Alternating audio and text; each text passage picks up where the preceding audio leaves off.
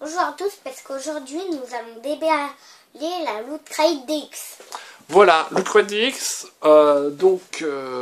qui est la Loot Crate de luxe, beaucoup plus cher que les autres, c'est-à-dire 70, 60, 80 euros dans ces eaux-là, selon le cours du dollar, selon les frais de port. Mais c'est une boîte donc qui nous promet un contenu beaucoup plus important que le Loot Crate normal. Ah ah! Alors une pub pour Pacific Rim, donc ça c'est le film de robot géant qui se cartonne des Godzilla et compagnie. Un film grand spectacle. Hein. Je sais pas si c'est justement le thème de cette fois-ci. Ah, il y a le. Oh, ouais, un t-shirt bleu. Non. Un t-shirt bleu. Yes. Ah non, un polo. C'est un polo. C'est quoi? C'est un polo Futurama. Et toi, topissime. Le... Oui, alors donc ça veut dire qu'on est dans le thème futuristique, c'est-à-dire que les deux thèmes se suivent dans l'autre Loot Crate. Alors là, vous voyez, hop, on avait eu le vaisseau de Futurama dans le Loot Crate normal, et là on nous met un t-shirt avec le Planet Express. On nous met un polo, donc qui est assez léger. M. Oui, M, oui, parce que c'est une taille américaine, donc normalement ça fait un peu penser au polo, de bowling. Bon, il est juste imprimé sur le bas avant, donc c'est une impression un peu, qui le rend un peu moins, comment dirais-je, un peu moins souple. Ça fait un peu plastique. Papa, et là, on est bien sur du coton bien doux. Oui, Léo. Moi, à l'envers, j'ai l'impression que ça fait plus comme ça, parce que là, pour toi, je dirais qu'il est un petit peu à l'envers, le Planet Express. Ah non, mais moi, là, la vitre, elle est là. Ah oui, non, c'est en dessous. C'est en dessous, sous le Planet Express, il y a justement une trappe. Donc c'est la trappe qu'on voit, c'est pas la vitre. La vitre, justement, elle est au-dessus, on la voit pas. La trappe. Voilà. Pour faire tomber les enfants qui sont passage. Par exemple, pour les débarquer sur une aire d'autoroute. Ah, voilà, je vous jure. Allez. Servez pas de ça pour faire ça, moi. Non. Mais non, on a une bouteille. On a une bouteille et il y a marqué Robocop. Honnêtement, le goût de la bouteille. Alors c'est une bouteille à vis. Ça sert à quoi? Un message dedans?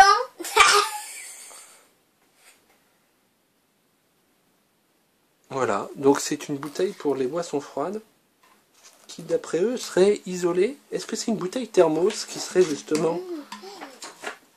Ouais, j'ai l'impression que c'est épais, mais pas forcément. Attends Léo, chaque chose en son temps. Bon, elle est peut-être thermos. Donc pour partir en pique-nique, on verra. Et on a... T'avais dit qu'on allait partir en pique-nique en même temps ce matin. Ouais, prochainement on se promène un petit pique-nique. Jaeger, Battle... Ah, de Pacific Rim justement. On a donc une figurine d'un des deux immenses robots géants. Vous voyez, donc avec sa lame et tout. On va ouvrir ça bien sûr. Ah, elle a l'air quand même très chouette cette fille. Cette figue. Abréviation de figurine. Ah oui. Ah, on est quand même sur la figurine de très bonne qualité. C'est quoi la marque ça? Attends, je ne vois pas. Donc USA. C'est quoi? C'est NECA, ouais, bien sûr. Bon, sans douter, ça ressemblait assez aux figurines NECA. Donc ils sont très bien articulés. Ah, il y a une... Vous voyez, on peut changer les mains justement pour lui faire par exemple tenir... Sinon, je fais tout le ton. Lui faire tenir ça. Voilà, en main. C'est quoi ça? Là, en fait, ce sont quoi? c'est pour ces petits trucs. du feu, non? Ah, ce sont peut-être... Ah, ce sont des containers qu'il prend dans sa main et qu'il lance. Qu'il peut lancer. On va regarder la figurine de plus près. Donc, hop, merci Léo.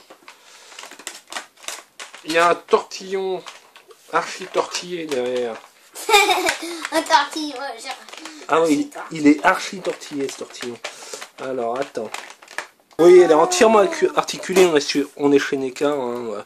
On a une double articulation sur les pieds. Vous voyez, hop, ça peut se mettre vraiment comme ça.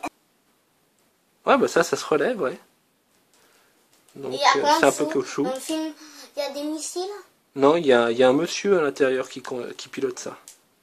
Et pourquoi il attaque la ville? Mais non, lui, il défend la ville. Alors ouais, pourquoi il prend des conteneurs et tout? Bah pour se battre.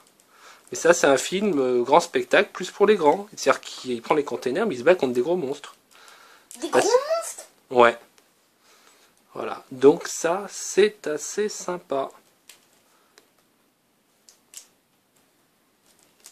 Donc on a une belle figurine, vous voyez, bien articulée. Ah, très sympa. On a quoi d'autre? Un Gundam à monter. Une maquette de Gundam de chez Bandai. Grand? Alors vous voyez, là on a donc cette partie noire qui en fait constitue tout le squelette. Hein, et ensuite on rajoute les pattes dessus. On a plein de choses. Alors ça c'est vraiment du boulot à faire. Ouais, vous voyez. Là j'avoue j'ai envie de le monter même si c'est une perte de temps les Gundam. Ouais. Ça n'a rien à voir avec certains Gundam qu'on a déjà déballés, donc qu'on trouve dans les gachapons qui sont à 3 €. Là on est quand même sur quelque chose de bien plus qualitatif. C'est curieux qu'il n'y ait pas une... Ah si, la planche d'autocollant elle est là.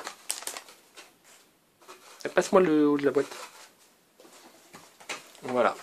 Donc les différentes armes, les différentes poses. Mais papa, pourquoi il y a la tête d'un...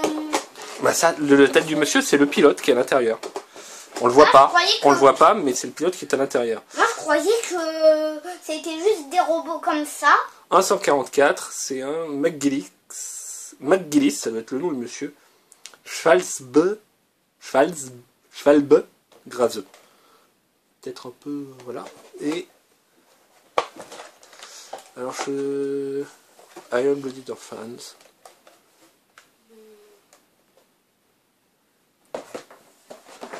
Et donc on a quoi? On a quoi? On a une sorte de couverture, une petite couverture. Hop, tiens, tu m'aides. Ça ressemble plus à une serviette de bain d'ailleurs. On dirait que c'est le Shield. Non, San Francisco, la Starfleet Academy. Donc 2161, c'est l'Académie Starfleet, donc de Star Trek. Donc là où sont formés donc tous les pilotes commandants, etc. et tout. Et on... couverture. Et on a encore Buck Rogers au 25e siècle avec Bidi Bidi, le robot. Salut Buck. Alors ça c'est un truc. C'est un truc que je regardais quand j'étais môme, quoi. Ça passait à la télé. C'était vraiment encore dans les années disco, vous voyez. C'est-à-dire que Buck Rogers qui dansait le disco, c'était énorme. Je suis retombé sur YouTube, je crois, ou je sais plus quel site, sur un extrait de Buck Rogers. Comme ça avait dit, les amis. Grave. Et on a... Ah, c'est Rick and Morty en énorme pins, vous voyez, donc dans la Loot Crate, il y a un pins à une épingle, et là on a un pins donc, qui est émaillé, Rick and Morty, donc, toujours pas vu la série d'ailleurs, qui est vraiment très très chouette. Donc, Pacific Rim, figurine de 7 pouces, le polo Larkspring de Buck Rogers, un Gundam, donc une maquette de Gundam, une serviette de plage Starfleet. Ah, c'est deux plages. Voilà. Great for kicking back on the beach in between Kobayashi et Mao Test. Ah oui, donc Kobayashi et Mao, ouais, effectivement, c'est un des examinateurs de Starfleet. Si je me souviens bien, ça doit être lui, mais j'en suis pas super sûr. Voilà, donc en futuristique, cette serviette me rappelle, ça me fait penser aussi au guide du routard galactique où on vous explique qu'il faut toujours avoir une serviette sur soi. Donc une serviette peut être un accessoire très geek. Et la bouteille, il nous en parle pas, la bouteille? Bah non, il c'est nous en une parle bouteille. pas, de la bouteille. Je sais pas pourquoi. C'est une Elle bouteille. est pas notée là-dedans. Il y a une bouteille, donc C'est une bouteille. Robocop. Voilà, je sais pas pourquoi elle est là. Donc, hop, je remets la fille là. Le gros pins qui est là. Ce polo qui est très sympa. Et une maquette de Gundam. Par rapport au mois dernier, où quand même, globalement, j'étais assez déçu. Là, on est quand même, franchement remonté. Ça sent l'alcool, Oh non! je trouve, moi. Ça sent le plastique. On est franchement remonté parce que le mois dernier, c'était vraiment pas terrible. Et d'ailleurs, dans vos commentaires, vous étiez assez unanime pour dire que voilà, je dirais, le contenu n'était pas vraiment atteint en termes de qualité et de quantité. Là, je pense qu'ils se sont quand même bien rattrapés ce coup-ci. Bon. Donc, tu vas pas abonné ou... Je sais pas. Alors, pour l'instant, je dois dire, je ne suis pas réabonné. J'avais pris 3 mois pour tester, j'ai annulé l'abonnement. Alors, pourquoi? Bon. Et le premier Lucrète DX, c'était quand même très sympa, c'était Powers. Le deuxième, c'était Dystopia, et honnêtement, on avait été clairement déçus. Donc vous retrouvez, là, vous avez une playlist pour les revoir, je vais vous les mettre avec des i, le premier, le deuxième, le troisième. Donc le deuxième nous est clairement déçu. Le troisième, donc, se rattrape bien. Donc en termes de quantité, de qualité de contenu, globalement c'est pas mal, à part le deuxième qui était vraiment en dessous. Mais je trouve qu'il manque l'esprit, originalité, surprise qu'on troume justement dans Loot Crate. Quoique le troisième, avec son coup de la serviette et du polo qui justement change en termes d'items, aurait tendance à me faire un peu mentir. Voilà, bon. Ensuite, il y a aussi le prix qui est quand même assez important. Donc, c'est quasiment, pour ce prix-là, on a 2 autres boîtes. Avec pas mal de surprises. Là, on mise plus, on a plus. On peut être plus déçu, on peut être plus content. Voilà, la mise, le prix, c'est finalement quelque chose, un certain multiplicateur. Alors, pour l'instant, je ne me suis pas réabonné. Je vais continuer à la surveiller de près. Il n'est pas exclu que l'an prochain j'en reprenne 3 par exemple pour voir comment ça évolue. Voilà, ou alors s'il y a un thème vraiment spécifique, parce que bon, ils annoncent un peu les thèmes en avance, dans ce cas effectivement je prendrai peut-être une Loot Crate DX de temps à autre, uniquement pour ça. Voilà, donc si vous êtes abonné, vous raterez pas ces déballages de Loot Crate DX. Voilà. Que dire de plus? Sinon, merci à vous d'avoir regardé cette vidéo. J'espère que ce déballage vous a plu.